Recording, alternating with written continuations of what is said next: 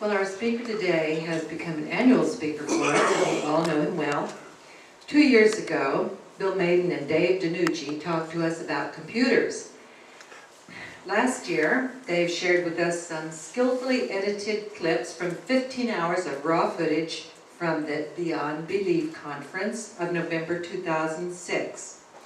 The discussion elicited by that presentation was spirited and stimulating, and today, Dave brings to us more footage from the same conference, which included talks by the likes of Richard Dawkins, Sam Harris, and Michael Shermer.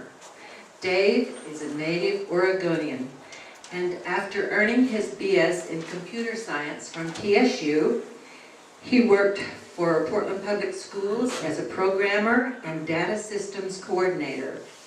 In 1991, he obtained a PhD in computer science and engineering from the Oregon Graduate Institute. He worked for NASA for 7 years in Silicon Valley, during which time he became curious about a group called Humanist that was meeting at Stanford. Dave was a recovering Catholic, having been an altar boy, albeit a skeptical one, in his youth. He never joined the Stanford Humanists, but looked for something similar when he returned to Portland. Eventually, he found his way to HGP about 7 years ago, and today he is president of our group. Please welcome Dr. Dave DiNucci.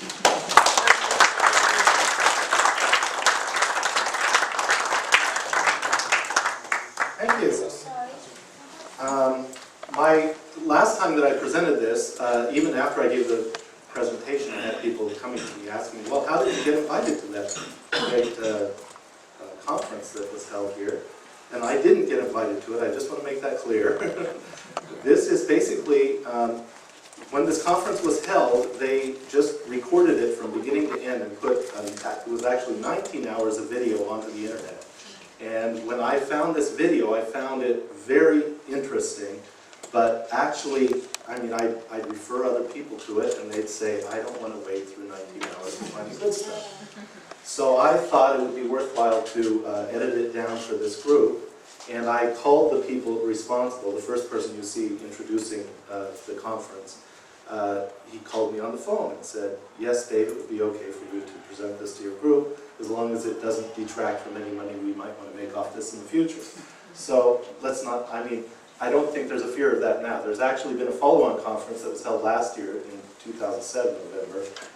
This will not contain footage from that because I didn't get permission from that. But just from the first time I presented, I didn't have time to cover all the footage I wanted to, and so this will contain some of that footage as well as some additional footage.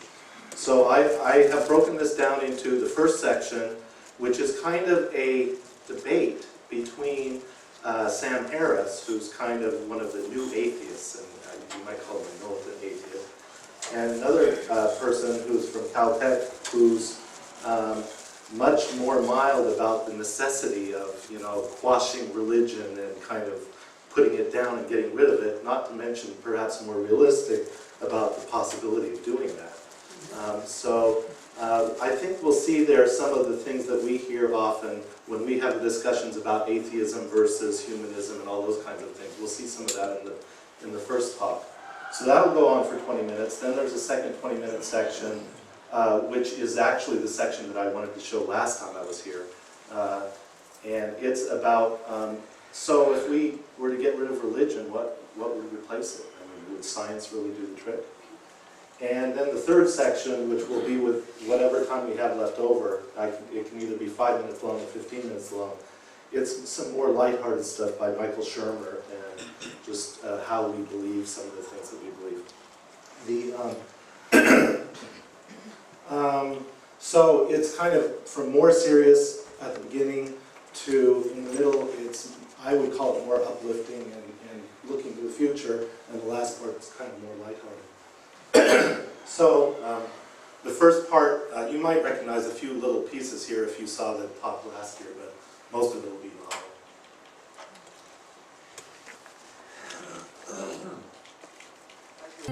Thank you all for coming. This is a strange format. We're trying to create a conversation here to discuss this extraordinarily important topic.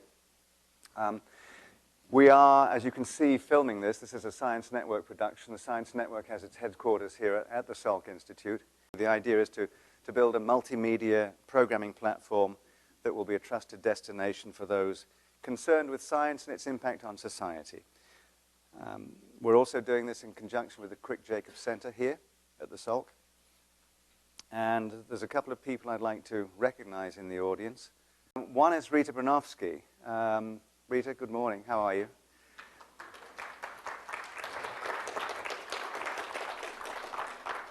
I suppose if there's any reason, one reason that I could lay to actually standing here doing this morning, it's watching the ascent of man in England growing up as a kid and just thinking what an extraordinary production that Jacob Bronowski did, and thinking, I wonder if one could make a living doing that sort of thing. Looks really impressive. So I was completely taken by what Bruno did there, and got to know the family, and this is a sort of a full circle for me to be back here at the Salk Institute, where, of course, Bruno came and was a deputy director and instigated some programs which were very much about the communication of science, the two cultures, and the intersection of science and society issues. So this is, to me, the place to be doing this kind of a program, and it's sort of a tribute to Jacob Bronowski and to Rita that we're doing this. And also, of course, to Francis Crick, one of the first people I met in coming here in 1976 to talk to people about Bronowski, in fact, was Francis. And we're extremely happy that Odile Crick is here this morning as well.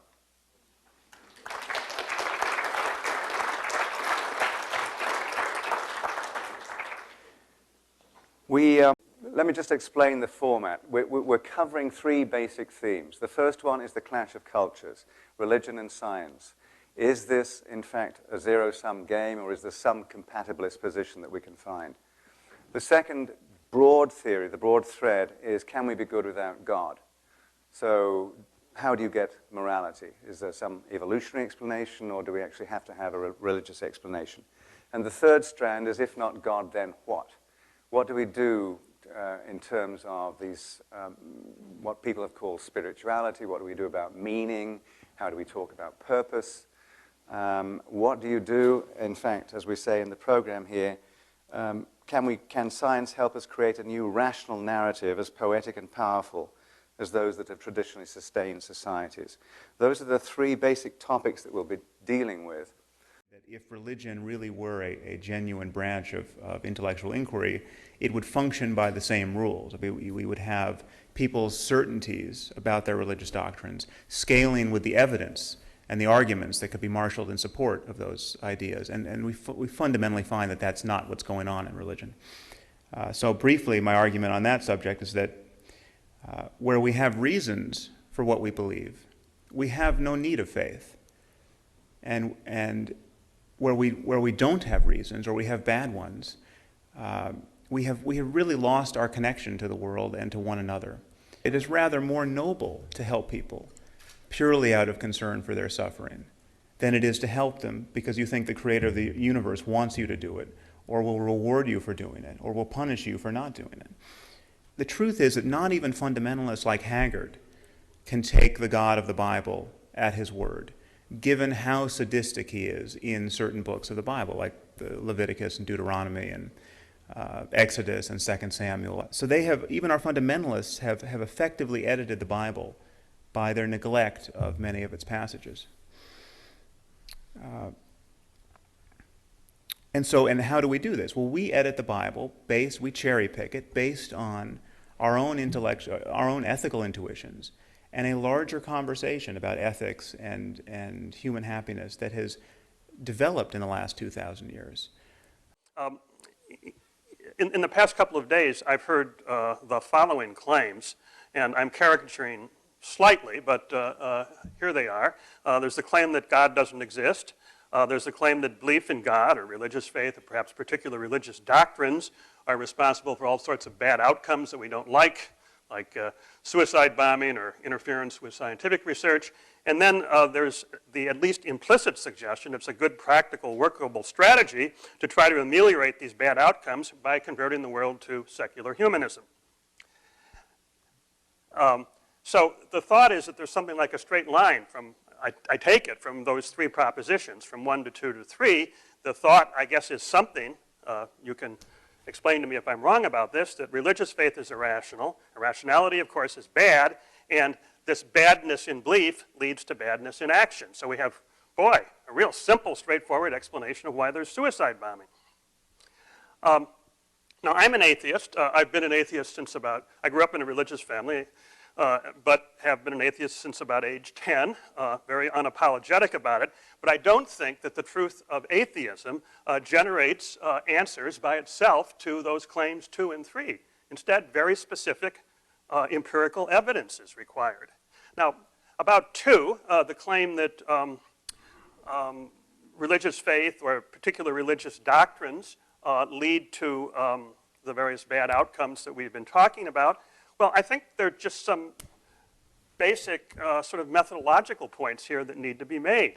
I think, this is one of the things that frankly surprises me about this conference, is that you should bring to claims like 2 the ordinary scientific standards of evidence and assessment that you would insist on in other contexts.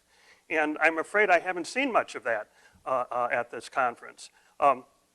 A general point is, I think if you have something that is varying, like the incidence of suicide bombing, 50 years ago, 20 years ago, there was relatively little suicide bombing. 100 years ago, I would assume less. You can't, I think, very adequately explain this variation in incidence by appealing to something that's constant, like the content of the Quran. And I don't think either it's a very good explanation. It isn't something that would be accepted by any very thoughtful social scientist, simply to appeal to what the bombers themselves say. You've got to find factors that co-vary with those who are or are not suicide bombers, and you need to formulate and exclude alternative hypotheses. So it's not good enough just to have the hypothesis that, say, the content of the Quran is responsible for suicide bombing and pile up all sorts of evidence, say by quoting the Quran and quoting the suicide bombers themselves, in support of this. You need to think about what the alternative explanations would be, and you need to systematically exclude these. So what about 3? Just to remind you, 3 is it's a good strategy to try to ameliorate these bad outcomes we don't like by converting the world to secular humanism. Well, I have a couple of things to say about this. First of all, good luck. There's, like, what planet are you guys living on? This just isn't going to happen. And secondly, there's an empirical assumption here, and the empirical assumption is that the secular behave better than the religious. And as far as I know, there's no serious evidence for this claim. For all of the bad things that come out of religion, one can cite on the other side Hitler, Stalin, Mao, Pol Pot, etc. These were secular regimes. They also did terrible things. I've heard it claimed at this conference that nothing good or morally worthwhile has come out of religion. I'm not a religious person, but I think it's simply an empirical fact that, for example, the civil rights movement in the United States drew heavily on religious inspiration. If you look at the history of the abolitionist movement, both in the United States and in Britain, you'll find religious figures and religious arguments figuring centrally in that. So that's just an empirical fact. And as scientists, you shouldn't deny it. I'm very grateful to your presentations. I think it's, the distance between us is precisely why I think a conference like this is important. And your presentations, as I think will not surprise you, really typify for me what I think the problem is in our discourse. I mean, the kinds of, and this, if I can defend my own work and Richard's as well, what is new about what I think we are doing, the kind of criticism we're launching, which you don't find in Voltaire or any other predecessors who have been stridently opposed to religious dogmatism, is that we are talking quite candidly about how the kinds of apologetics you just invoked stand on a continuum with religious extremism, that it provides immense shelter for the status quo in our world, and it provides a tacit endorsement of the religious divisions in our world. I'll give you an example of why I think that's so. I find it very instructive, Jim, and telling that you will take Martin Luther King's word for why he's doing what he's doing. You know, he's marching for civil rights because of his Christian faith, but you will not take Osama bin Laden's word for why he's doing what he's doing. I would never be tempted to deny that nobody ever does good on the basis of what their religious belief, what they believe about God. I have not denied that. In fact, I'm willing to admit that there are certain circumstances in which people will do heroically self-sacrificing and compassionate things, and maybe only do them to that degree on the basis of irrational dogmas. But that is an exception, and I think it's time we talked quite candidly about the kinds of horrendous things that are only possible in a world where incredibly destructive technology is proliferating by the day. The kinds of terrible things that are only possible by virtue of religious dogmatism. A few more piecemeal responses. The problem that we're criticizing here is dogmatism. And no one's saying that the only form of dogmatism is religious, but what you have invoked is a defense of one brand of dogmatism, religious dogmatism. Don't take away people's hope on this front. We need more information to know if dogmas are ever operative. And I would be the first to criticize the dogmas of the Nazis or the dogmas of Stalin. The problem is divisive dogmatism that is empowering to a mob mentality. And there's one kind of dogmatism we are loath to criticize, and it is the dogmatism that goes under the name of faith.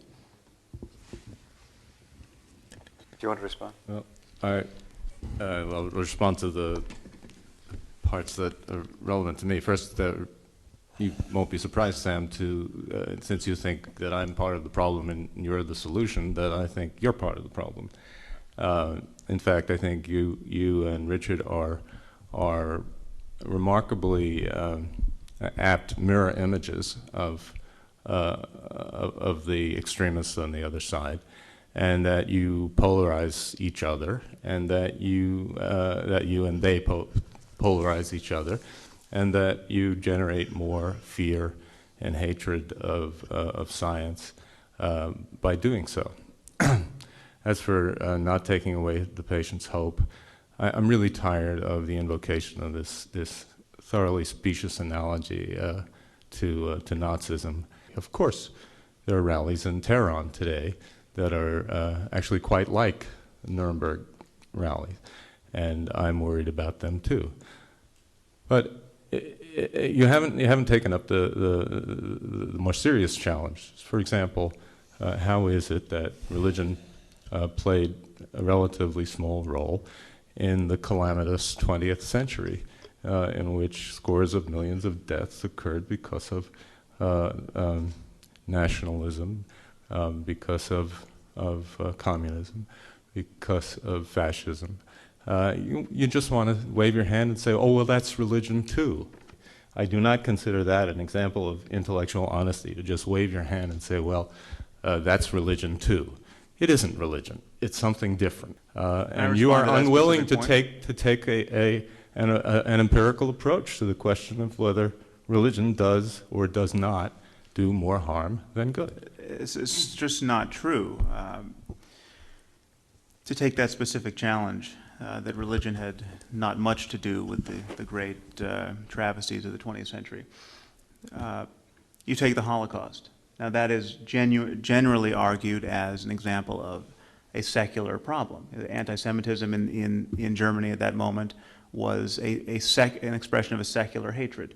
Now, where do you get anti-Semitism? I mean, how is it even possible to have the racial anti-Semitism that we had in the 21st century that is ubiquitous around the world, that has justified the existence of the State of Israel? So anti-Semitism has been manufactured stem to stern, out of religion, out of 1,000 years of Christian fulminating against the Jews. Okay, well, we can cite. It's not ahistorical. I do. Well, okay. Anti-Semitism precedes Christianity by a long time, by centuries. Well, but, okay, based on race, and the religious designation becomes important with the rise of the Catholic Church. It's true. Centuries of anti-Semitism pursued by Christians did feed into the hysterical animosity toward the Jews in 20th century Europe. Let's not tangle. That's not the same thing as saying that, well, it's, you know, it's really Let me just religion. ask you one question then, okay? Let's say we're going to resolve the dispute in the Middle East this way. We're going to offer the Jews, the Israelis, Oregon. You know, we get into our heads, this is going to just solve the conflict. Why won't they accept Oregon as prime a piece of real estate as you want to give them in the heart of the United States? Move over here. No more suicide bombing. Give the Holy Land to the Muslims. One, do you think they would accept that? And two, why not? Well, in the early history of Zionism, they were given a number of such offers, and they rejected them. They rejected them in part for the reasons that you would certainly invoke of irrational religious belief about their right to that piece of land. First of all, in saying that, for example, the civil rights movement in the United States had a religious inspiration, I was not at all suggesting that we could establish that simply by taking the word of the people who were involved in it for what their motivations are. You know, there are detailed historical studies of the origins of the civil rights movement that support this analysis, and that's just the sort of thing that I'm recommending. And I find it And the ability to persuade whites. Yeah. And I find it just absolutely remarkable that merely pointing out what I take to be the empirical fact that sometimes religiously motivated people have done good things makes me an apologist for religious extremism, as though, or merely saying that we need a better empirical understanding of why people are drawn to religious doctrines and sort of what the psychological mechanisms are, et cetera, makes me a fan of an apologist for bin Laden. I mean, I really find that extremely offensive. Okay, well, in 20 seconds, let me tell you why I have described the problem that way. Because we have evidence, abundant evidence, of all the variables that you cited. Like you advocated that we understand this politically and economically, and invoking these other variables, which to you as a scientist seem far more likely to be underwriting people's behavior. We have, in case after case, situations where those variables have been stripped away. I mean, we have the 19 hijackers, for instance, on September 11th. Who were these 19 guys? These were guys who were middle class or better. They were all college educated. Many of them had PhDs. They were architects and engineers. Ayman al-Zawahiri is a physician whose 50 known family members are the cream of the crop of Egyptian society, judges and physicians and pharmacists as far as the eye can see. The variables that you are invoking rather reflexively as an explanation for this kind of behavior are not operative, and these people are telling us over and over again, just ad nauseum, why they were doing what they were doing, what they believe, and if you just look at what they say they believe, you'll see that their behavior is quite rational within the contents of that belief system. And so the desperation you hear from me and the frustration is that we are wasting time. I mean, this conference is purposed toward convincing someone like you that we even have a problem with religion. And I find that just a phantasmagorically strange situation to be in. And that's, I'm sorry to be so strident, but I think this really matters. I mean, which one of us wins this argument? I think the consequences of that really matters. So that's the end of that part. I'm no more of an expert on a lot of this than you are, but if anybody has questions at this point, if you have a microphone or comments to make about some of the frictions between these camps.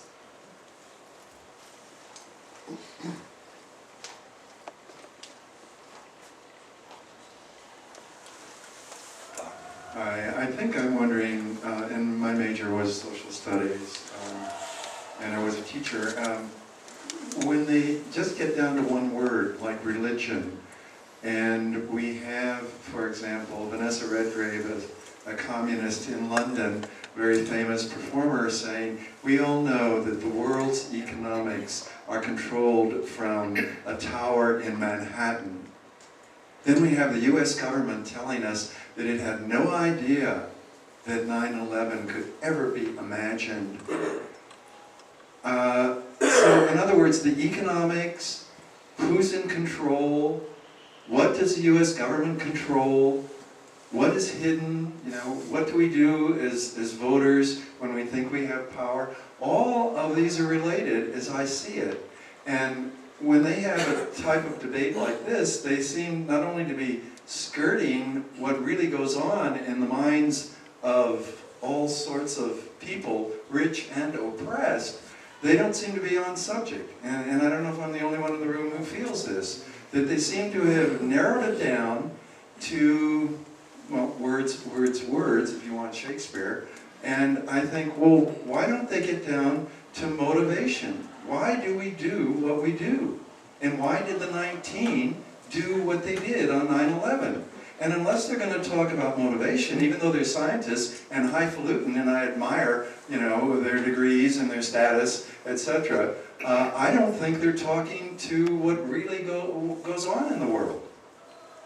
And as you saw, the one speaker there from Caltech was actually advocating looking into some of the empirical evidence, more of the empirical evidence as to why they do what they do. Some of the discussion that I didn't show talked about other kinds of suicide bombing, like the kamikazes or whatever, and wondering how it seems like there's other forms that have progressed that didn't have the Quran behind them, for example, etc. And so there's a lot of discussion here that I didn't cover, but there's as far as the motivations, it's true that simplifying it down to one word is kind of an oversimplification, no matter how you look at it, whether it's the word is religion or whatever it might be. Yes? Sam Harris seems to be skirting, and Bob came up with, when you read evolutionary psychology, there's a good argument that we're robots. And I seriously believe that about myself. And that all my language I ever used in all my sophomore debates, all the time I was in college, was to rationalize my behavior. My behavior was motivated by emotional triggers. And when they start using words,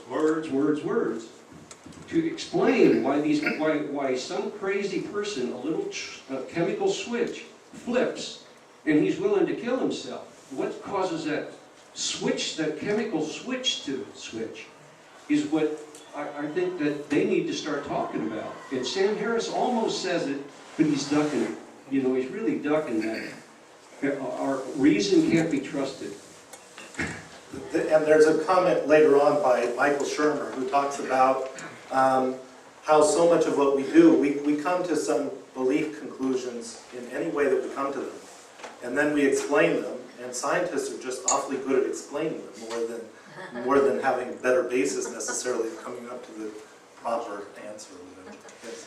Yeah, Dave, I'm not sure that their discussion is really focusing on the 9/11 terrorism issue. However, if anyone saw Newsweek of a couple weeks ago, there was a lead article about a village in Libya in which a disproportionately high number of youth had gone to Iraq, and some of them to fight and some of them to volunteer as suicide bombers.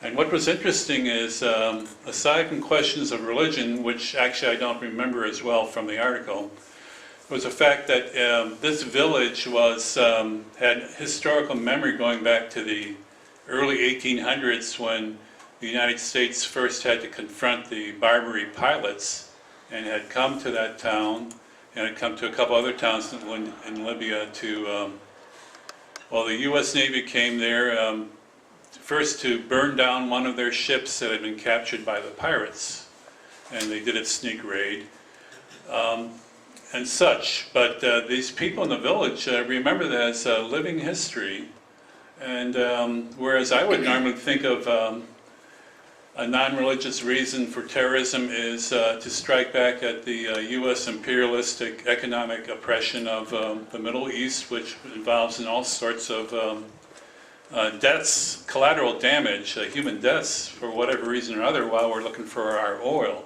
However, that's just the way I would characterize it. But these people were, their heads were in all sorts of different places, and it's kind of an interesting article.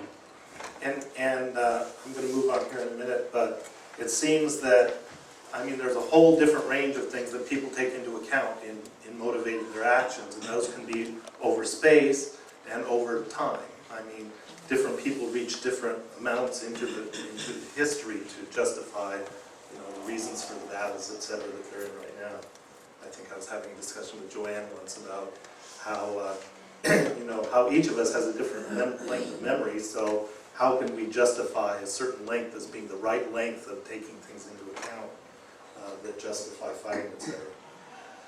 So the second part, this was one of the reasons that I held this discussion today, is because this has a section in it that I really felt was important for people to see by Loyal Rube about just his study of religion and, you know, is it really special, and how can we use the same kinds of tools to do things that we want to do, maybe lacking some of the religious aspects. But there's also some other very interesting stuff. Section 2. An important question, if not religion, what? I think it's such an important question, if not religion, what? Certainly, I'm not one of those who would rhapsodically say, oh, science, you know, that's all we need to do is understand the world and look at pictures of the Eagle Nebula, and it'll fill us with such joy, we won't miss religion. I think we will miss it. I see religion somewhat as a crazy old aunt that, you know, she tells lies and she stirs up all sorts of mischief, and she's getting on, and she may not have that much life left in her, but, you know, she was beautiful once, and when she's gone, we may miss her. She's been with us for a long time, but still, you know, she does a lot of harm, and it's good that she's going.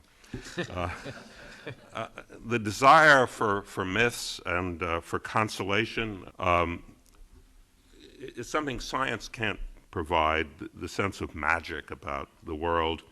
There's a great danger with the disappearance of religion, that the religious mentality will not disappear. It's often been pointed out, for those of us who discount the moral value of religion, that some of the greatest evils of the 20th century were perpetrated by regimes that were not at all religious. Nazi Germany, Stalinist Russia, Maoist China, Pol Pot's Cambodia. But the leaders of those regimes were not mere thugs. They played on the desire of their people for a big truth, for something about which they could organize their lives. People want that big truth, whether it's racial superiority or the dictatorship of the proletariat. They want sacred scriptures, whether it's Mein Kampf or the Little Red Book.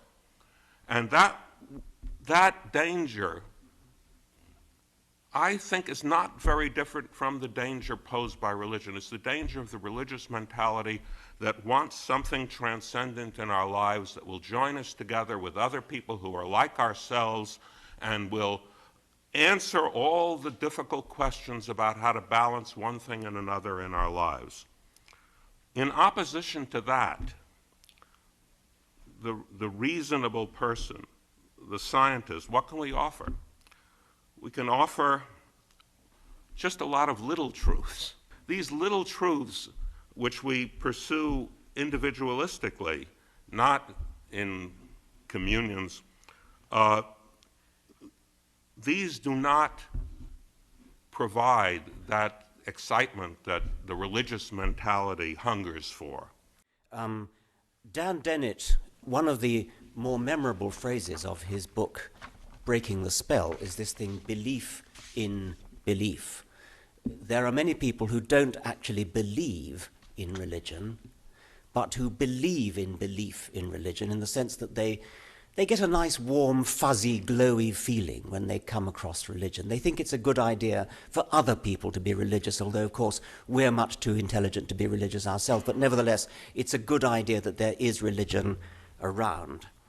And I wondered whether Steven Weinberg, who's a man I enormously respect and who is one of the staunchest atheists on the planet, was feeling the need to bend over backwards and be just a little bit nice about religion, scrape the barrel to find something nice to say about religion. And so we came up with this picture of the elderly aunt who we'll all miss her when she goes. I won't miss her at all. Not one scrap, not one smidgen. I am utterly fed up with the respect that we, all of us, including the secular among us, have been brainwashed into bestowing upon religion. When we've lost religion, as I hope one day we shall have lost the appalling guilt that afflicts people brainwashed as children into being religious. We shall have lost the brainwashing of children, which indeed labels them as belonging, as sharing the same religious opinions as their parents, a form of child abuse. We shall have lost the subversion of science, which comes from teaching children that faith is a virtue, faith meaning belief without evidence.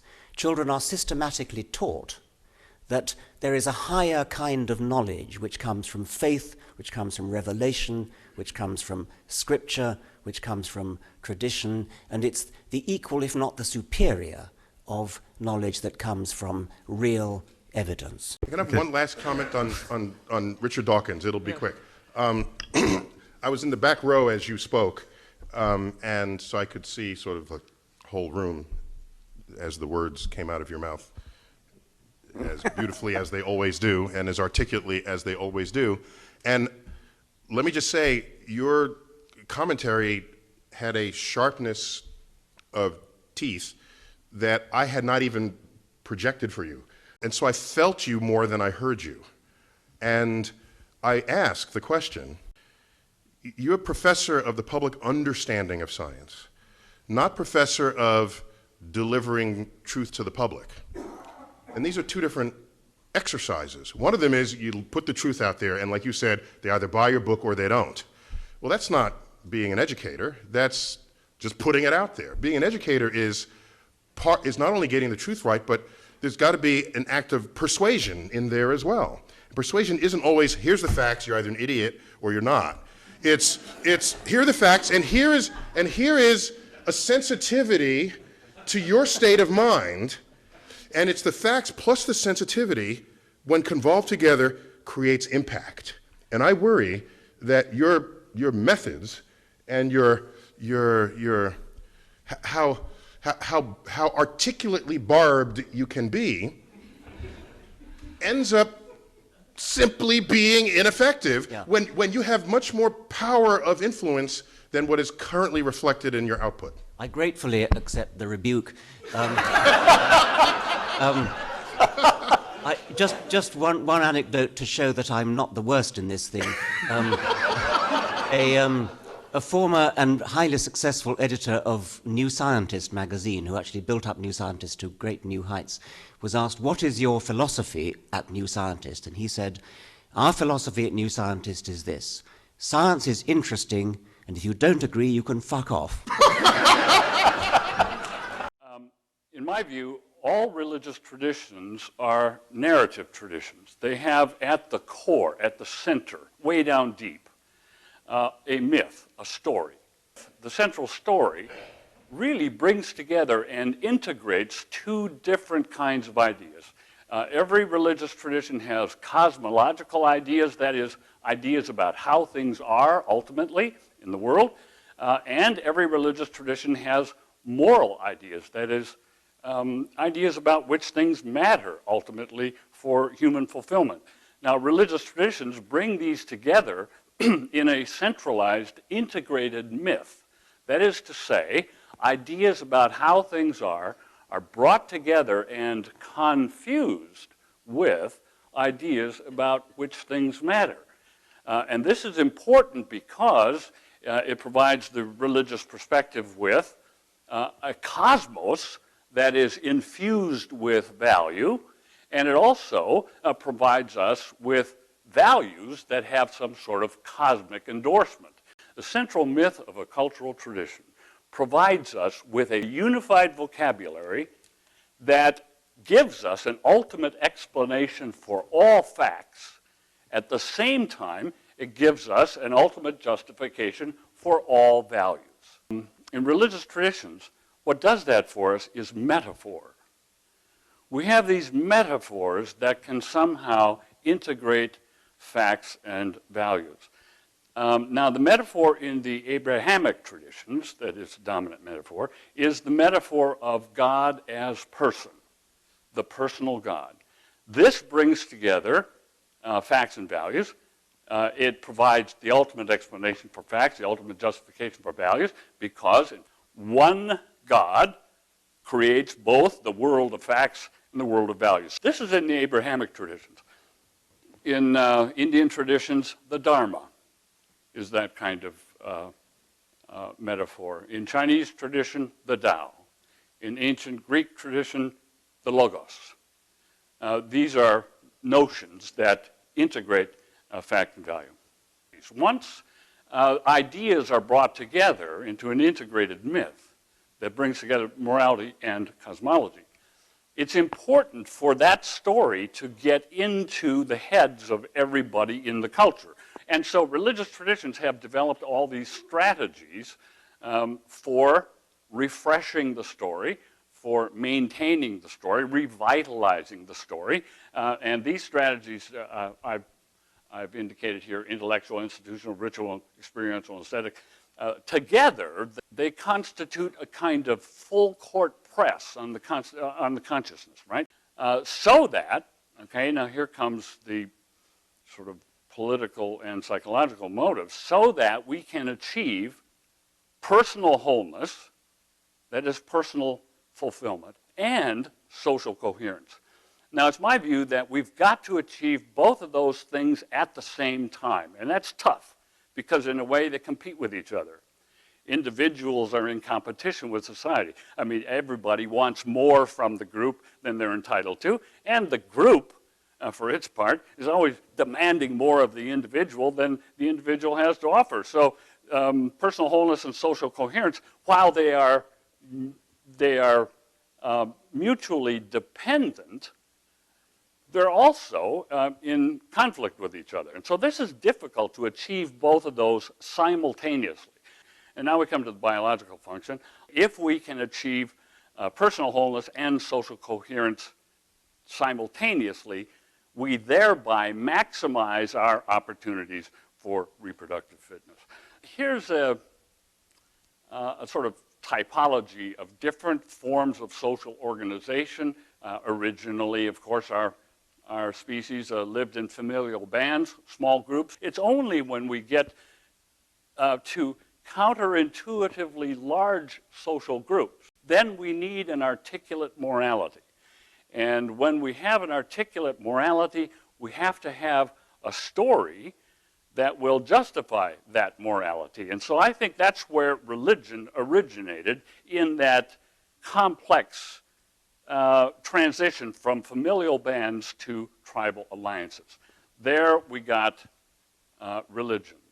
And as we made transitions to more complicated, larger forms of social organization, we had to retell the story so that we could legitimate the instruments of power and the institutions and so on that exist at the higher levels. And as we made a transition from chiefdom to nation state, we had to legitimate the bureaucracy on principles of rational principles of collective civil life.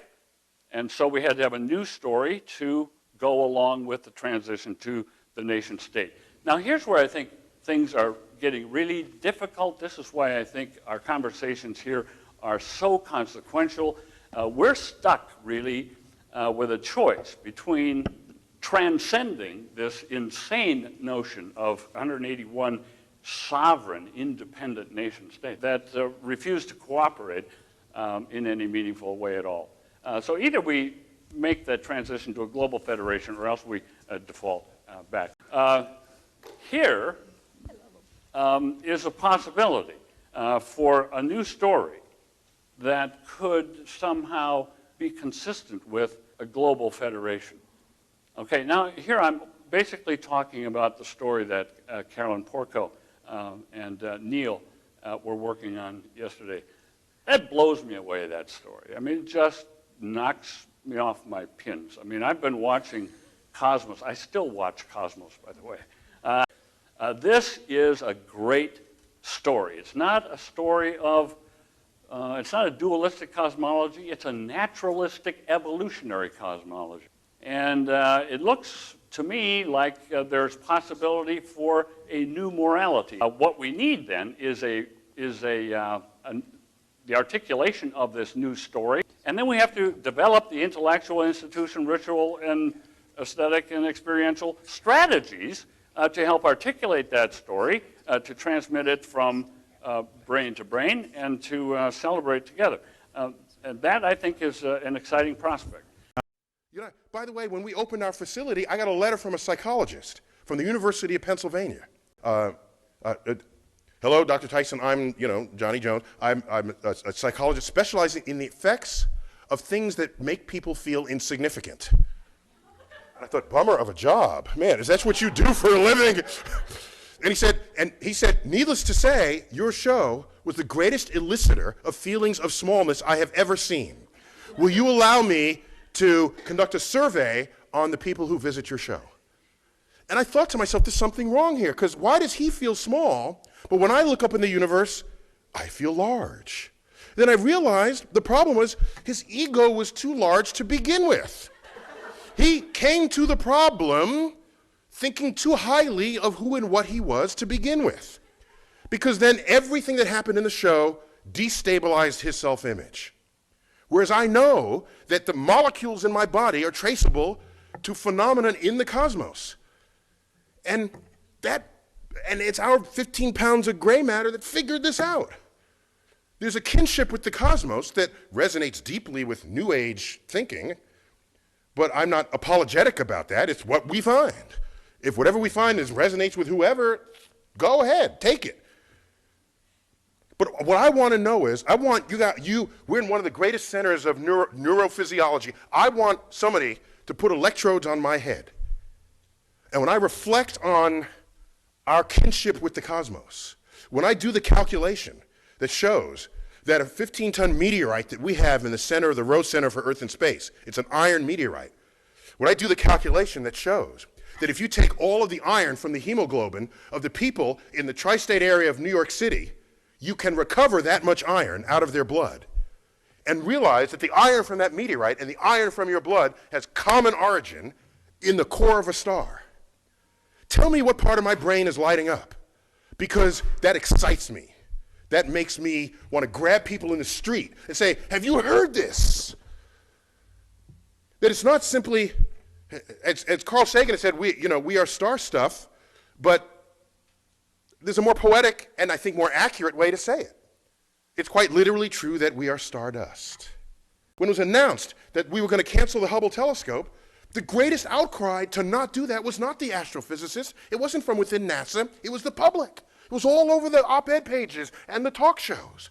The public took ownership of the Hubble Space Telescope because the universe was coming into their bedroom, into their living room, onto their computer. They were a participant on the frontier of discovery.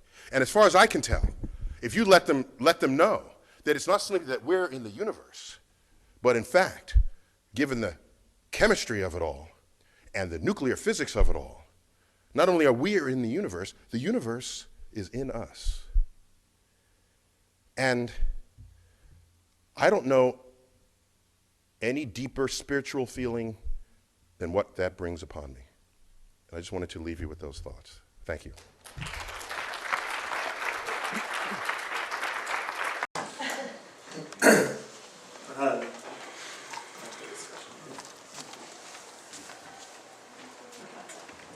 Yes, I have in my possession a little book by Albert Einstein entitled Out of My Later Years. It's a fascinating thing.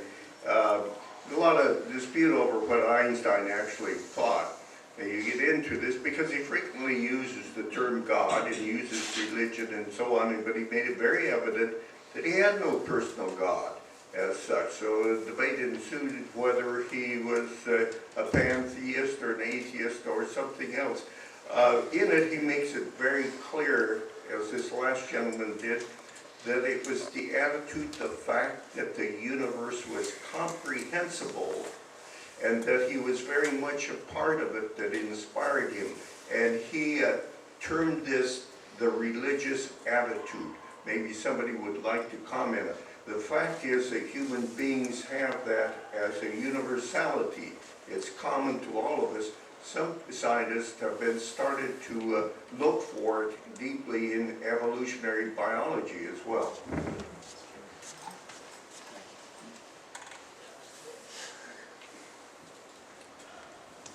So possibly too much talk from me, but Dr. Rue, I can never get people's first names straight, so I'll just try that. Seems to me to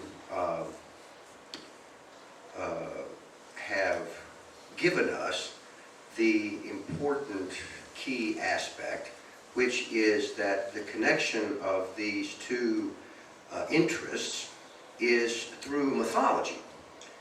Now, Joseph Campbell used to say that religion is other people's mythology. Mythology is other people's religion, and religion is misunderstood mythology.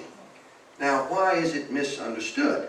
It's misunderstood because instead of being taken as a metaphor for something else, it's concretized so that you can't see through it to the thing that it's pointing at. And as Dr. Rue is pointing at, when you have new functions to carry out, you have to have a new mythology. And the trouble is you keep hanging on to the old one as if it were quote-unquote true, instead of doing something that is integrating these two things. And as you move to a different form of social organization, namely some kind of all the humans in the world are going to get together or they're going to wreck the planet or each other, then you have all this holding on to the old mythology. And as if it was something other than a metaphor. Now, I then also want to comment on what you just heard from Dr. Tyson versus what you just heard from, or previously heard from Richard Dawkins, Dr. Dawkins, and the comment, who do you want in front of you, bringing you to the new mythology? I don't think Dr. Dawkins is going to get it done. I think Dr. Tyson is the man. Carol Pork on another slide.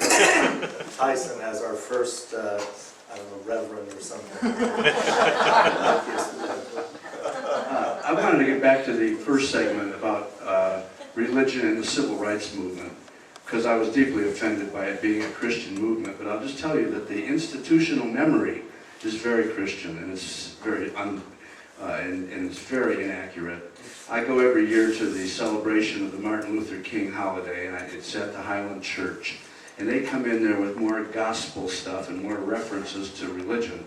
building religion and people standing up saying amen, when the Congress of Racial Equality, of which I had spoken here a few weeks ago, was totally secular. It would be my view that the reason that I didn't go with the Jewish civil rights people was because it was too Jewish. I was not a member of the Southern Christian Leadership Conference, Dr. King, although Dr. King was quite secular, but they have co-opted the truth that there were so many of us that had nothing to do with religion that were out there raising hell about racism and segregation at the time. As so often happens with things over time. It sounds like the point that he was trying to make early on was that religion was somehow used as a unifying concept for some of the things that were happening. But as you were saying, I mean, a lot of people weren't religious and were still able to look into that. Let's see. I'm running out of time here, so I'm going to show a very quick little clip by Shermer.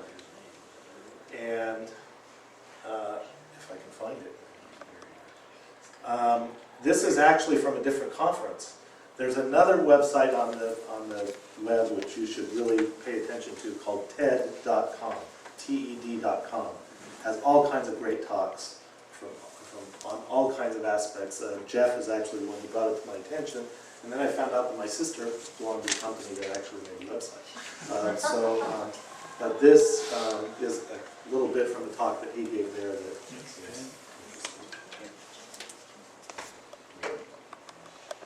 The problems with having a theory is that your theory may be loaded with cognitive biases. So one of the problems of explaining why people believe weird things is that we have things on a simple level, and then I'll go to more serious ones.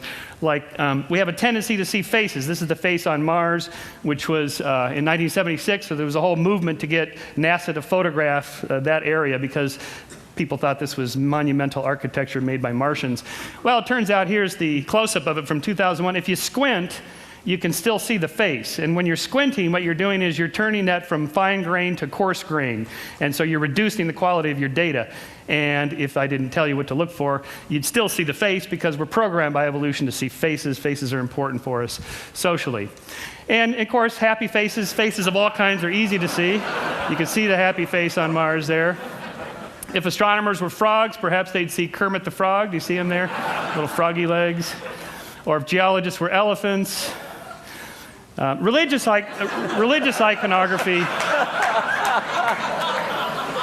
discovered by a Tennessee baker in 1996. He charged $5 a head to come see the nun bun until he got a cease and desist from Mother Teresa's lawyer.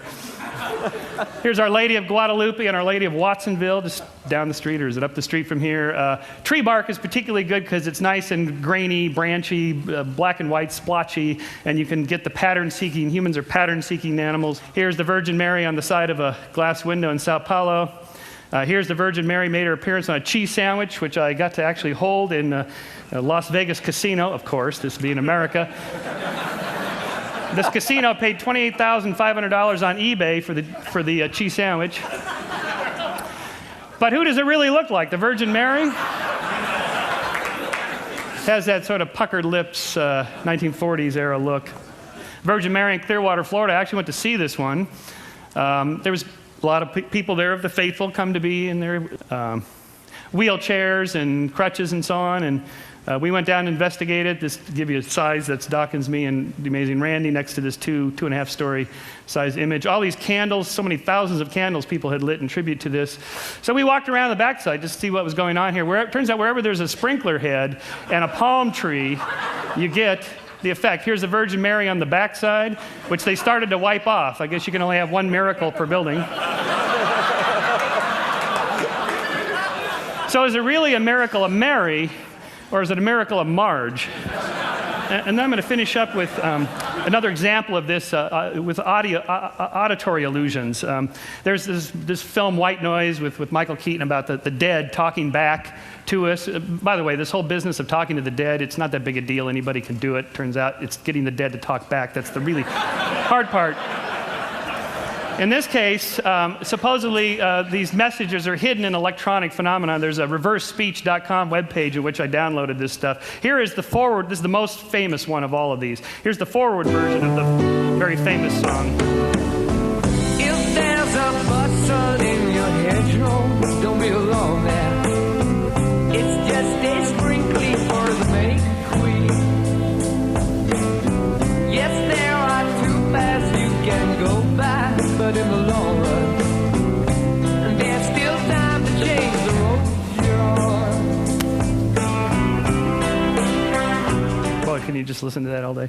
All right, here it is backwards, and see if you can hear the hidden messages that are supposedly in there.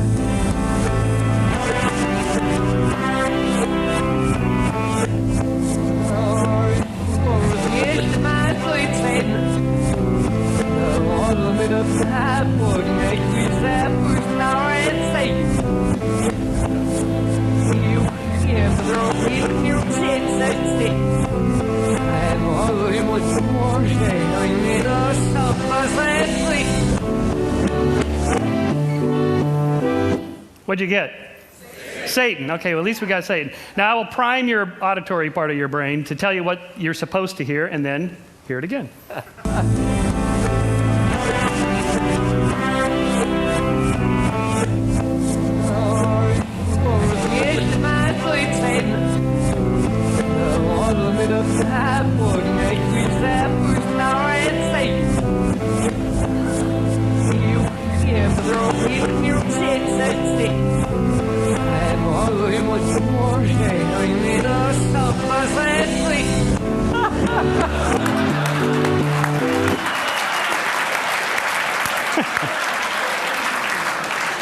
You can't miss it when I tell you what's there.